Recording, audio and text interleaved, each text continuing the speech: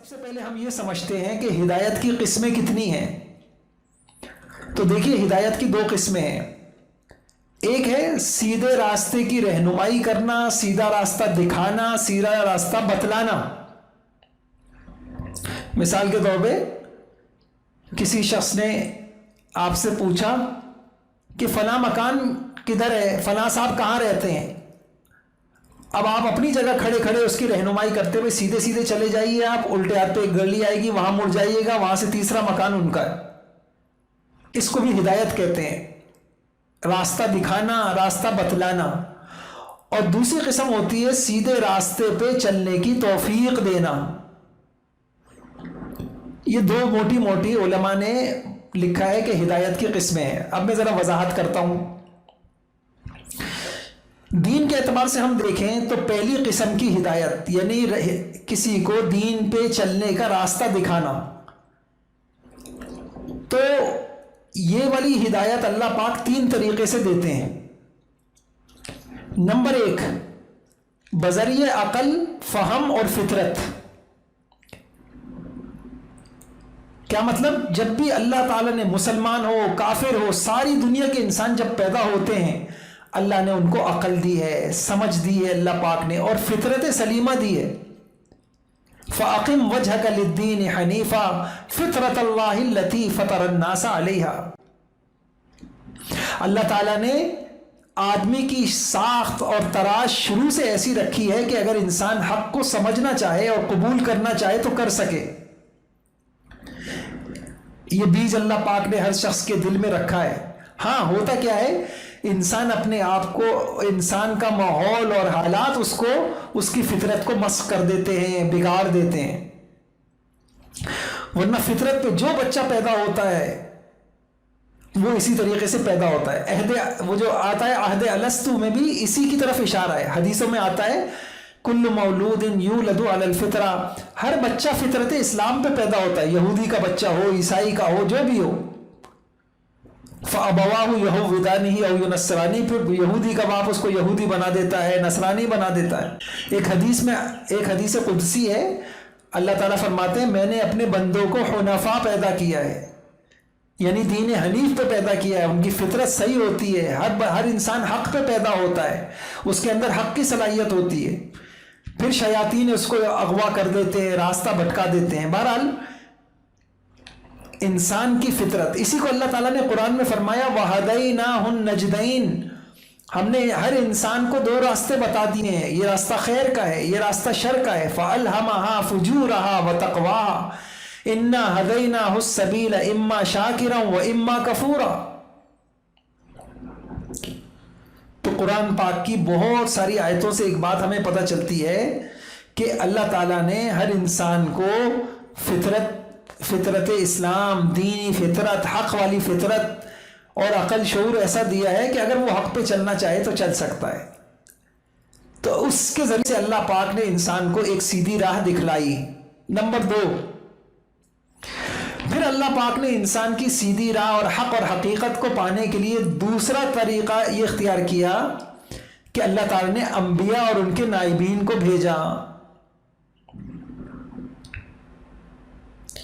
انبیاء اور نائبین، علماء کرام، انبیاء کے وارث، وہ بتاتے ہیں انسانوں کو لوگوں یہ حق ہے، یہ حقیقت ہے، یہ سچائی ہے، یہ خیر ہے اور یہ شر ہے، اس راستے پہ چلنا ہے.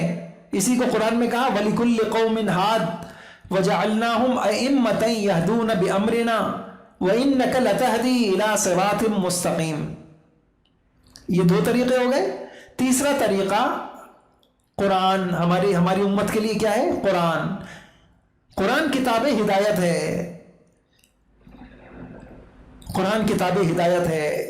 خیر کیا ہے، شر کیا ہے، اللہ تعالیٰ نے سب کچھ اس کتاب میں لکھ کے رکھ دیا اور راستہ دکھلا دیا. جیسے ایک آدمی آپ سے کوئی راستہ پوچھتا ہے کہ مجھے فلاں کے گھر جانا ہے، پتہ بتا دیجئے. آپ بتاتے ہیں جی فلاں، جیسے میں نے عرض کیا، آپ بتاتے ہیں کہ جائے سیدھا چلے جائیں، اس کے بعد الٹے ہاتھ پہ مڑ جائیں، پھر یوں ہو جائیں. ایسے ایک انسان اگر حق تلاش کرنا چاہتا ہے، اللہ کو پانا چاہتا ہے، حقیقت تک پہنچنا چاہتا ہے، سچائی اور خیر تک پہنچنا چاہتا ہے، تو وہ سچائی کا طالب بن کے قرآن پڑھے گا، اللہ تعالیٰ اس کو نے قرآن میں ساری حق کو کھول دیا. اسی کو اللہ نے قرآن میں کہا شہر رمضان الذی انزل فیہ القرآن ھدی للناس، یہ قرآن کتاب ہدایت ہے. وَلَقَدْ جَاءَهُم مِّن رَّبِّهِمُ الْهُدَىٰ وَمَا كَانَ اللَّهُ لِيُضِلَّ قَوْمًا بَعْدَ إِذْ هَدَاهُمْ حَتَّىٰ يُبَيِّنَ لَهُم مَّا يَتَّقُونَ وَهَدَيْنَاهُ النَّجْدَيْنِ إِنَّا هَدَيْنَاهُ السَّبِيلَ إِمَّا شَاكِرًا وَإِمَّا كَفُورًا وَقُلِ الْحَقُّ مِن رَّبِّكُمْ فَمَن شَاءَ فَلْيَكْفُرْ فَلْيُؤْمِنْ وَمَن شَاءَ فَلْيَكْفُرْ. تو میں نے آپ سے عرض کیا تھا کہ سیدھا راستہ اور ہدایت کی دو قسمیں ہیں. ایک ہے کہ اللہ پاک بتا دے بھائی دیکھو یہ سچائی ہے، یہ سچ ہے، یہ جھوٹ ہے، یہ حق ہے، یہ باطل ہے، یہ خیر ہے، یہ شر ہے، اب تمہارا کام ہے چلو نہ چلو. یہ کام اللہ تعالیٰ نے 3 طریقے سے کیے. ایک میں عقل دی، فہم دی، فطرت دی. نمبر 2 انبیاء اکرام بھیجے، نائبین بھیجے. اور نمبر 3 قرآن کے ذریعے سے. اب ہمارے سامنے کام آگے، ہم کیا کریں؟ ہم ان کے ذریعے سے ہدایت حاصل کرنے کی کوشش کریں. اچھا، دوسری قسم ہدایت کی وہ ہوتی ہے سیدھے راستے پہ چلنے کی توفیق دینا. یہ ہدایت صرف اللہ نے اپنے ہاتھ میں رکھی ہے. انک لا تہدی من احببت، اللہ کے نبی امام الانبیاء بھی اپنے چچا کو ہدایت نہیں دے سکے. لیس علیک ھداھم ولکن اللہ یہدی من یشاء من یشاء اللہ یضللہ ومن یشاء یجعلہ علی صراط مستقیم. میرے ہاتھ میں ہے، جس کو چاہوں ہدایت دوں.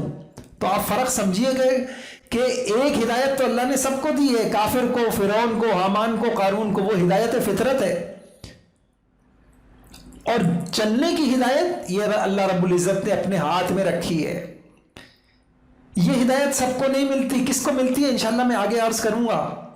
اور اچھا عجیب بات آپ سے عرض کروں، اس ہدایت کے ایک درجہ نہیں ہے، اس ہدایت کے درجات کی کوئی انتہا نہیں ہے. یہ والی ہدایت کے انبیاء بھی محتاج ہیں، اولیاء بھی محتاج ہیں. انسان کتنا بڑا ولی بن جائے، ہدایت کے جس درجے کو حاصل کرے گا اس سے آگے بھی ہدایت کے درجے ہیں. یہی وجہ ہے آپ دیکھیے، ہم ولی بھی یہ پڑھتا ہے نماز میں اہدنا الصراط المستقیم. صحابہ بھی یہ پڑھتے تھے اللہ ہمیں سیدھے راستے پہ چلا دے. کیا مطلب؟ جہاں تک ہم چلے ہیں ہمیں مزید آگے چلا دے، جہاں تک ہم چلے مزید آگے چلا دے. تو ہدایت کے درجات ہوتے ہیں. انسان کے قلب کو ہدایت ملے. تقوی کے درجات ہیں، توکل کے درجات ہیں. جس درجے پہ پہنچیں گے اس سے آگے ایک درجہ ہوگا، جس درجے پہ پہنچیں گے اس سے آگے ایک درجہ ہوگا. اسی لیے ہر شخص کو حکم ہے مانگو اہدنا الصراط المستقیم. اور ایک دعا ہے رب اشرح لی صدری. اب انبیاء حضور صلی اللہ علیہ وسلم بھی یہ دعا پڑھ رہے ہیں، صحابہ بھی پڑھ رہے ہیں، ائمہ بھی پڑھ رہے ہیں، اور بڑے بڑے اولیاء اکرام بھی پڑھ رہے ہیں، اور ہم جیسے لوگ بھی پڑھ رہے ہیں. اس سے پتہ چلا کہ یہ والی جو ہدایت ہوتی ہے اس کا کوئی ایک درجہ نہیں ہے کہ وہاں پہنچ کے ہم یہ سمجھے کہ بس ہم ہدایت یافتہ ہو گئے ہیں، اور آگے بڑھنا ہے اور آگے پڑھنا ہے. بہرحال اب تک کی بات کا خلاصہ یہ ہوا کہ ایک مسلمان کو پتہ ہونا چاہیے کہ ہدایت کی کتنی قسمیں ہیں.